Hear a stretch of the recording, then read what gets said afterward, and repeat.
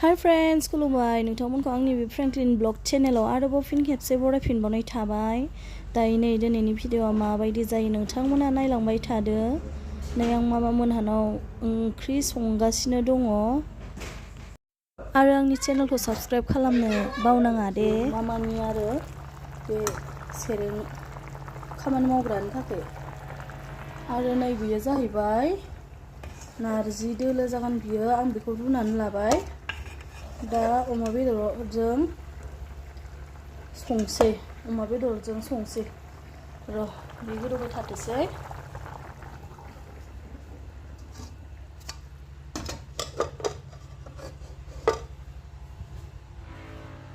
अमा बेदरा माहाथोथाय नायनो र'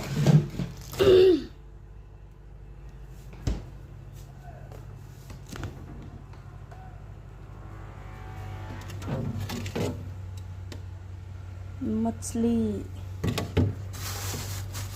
अमा बेदरा सुवाखै नै बेयावसो दङ। फ्रिजाव दहायनो सोना दोनदों।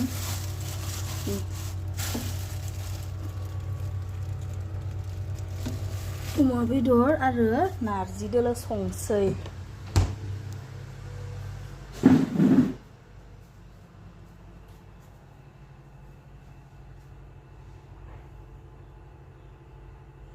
बेखौ आं रुनानै लाखाबाय मोजां जानायनि। अमा बेदरखौहाय सेरनानै बेखौ लुलाना होनसै आरो। नै बेदरा जि मोजांखा, नै बेदरा गोथाव जाखागोन बियो।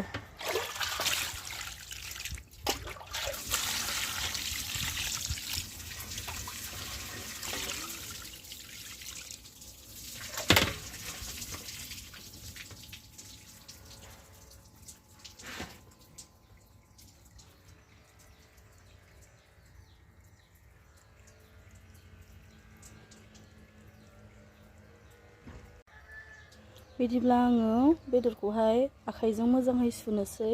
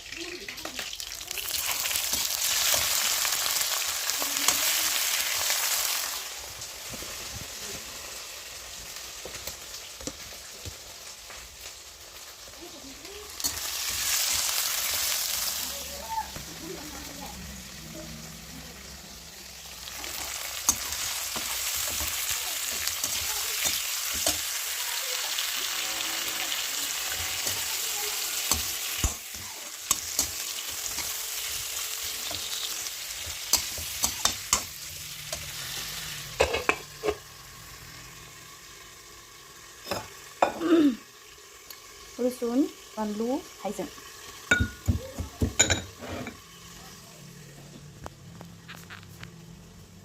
मानो मारिखो इबान आंखौलाय? मानो मारिथेना गालांखो आंखौ बाबा? दरजाया खेवखाय। मा?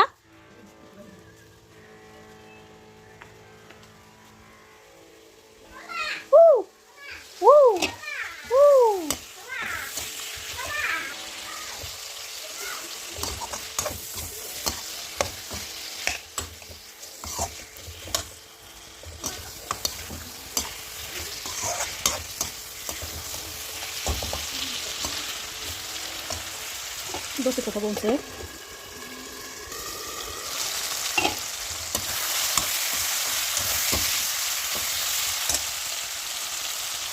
बानलु गोरान देनाय, गरम मस्ला, हालदै, संख्रि।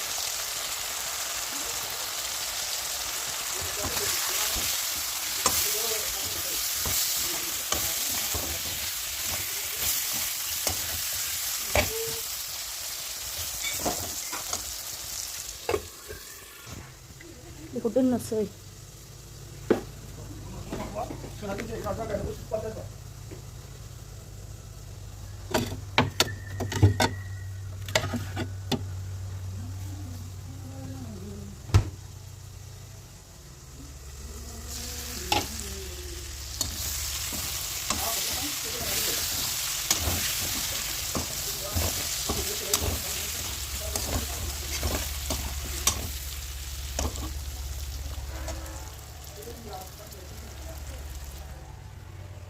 नारजिखौनोसै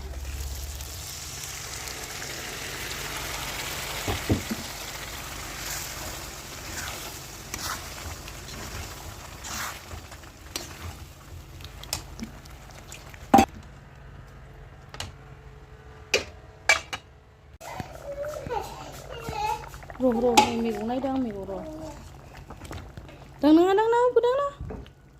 दांनाङा जाथारबाय र' जाथारबाय मैगंआ एसे गोदौबावथोसै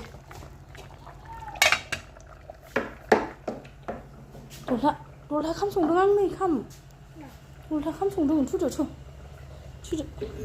बेखौ लायाबा आयौ अर जोङो बेखौ लादो बेखौ लाना गेलेदो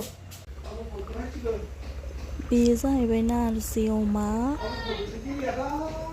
नैबे दाउदैबो दङ आरो नैबे जाहैबाय ओंखाम नैबे मामानि ना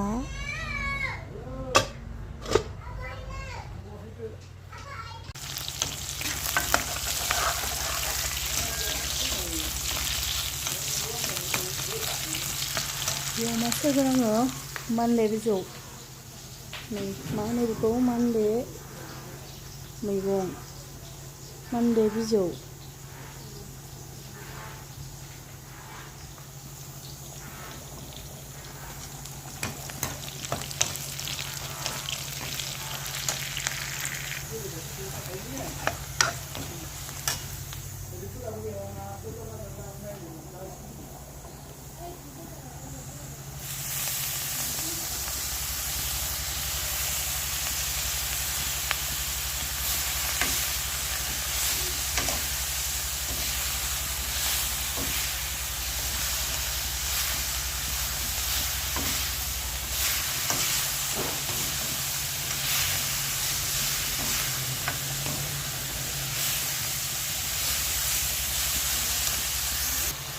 आंनि चेनेलाव जायानो गोदान अननानै आंनि चेनेलखौ साबस्क्राइब खालामनानै होनो दाबाव आरो बेबायदिनो सापर्ट खालामलांबाय थादो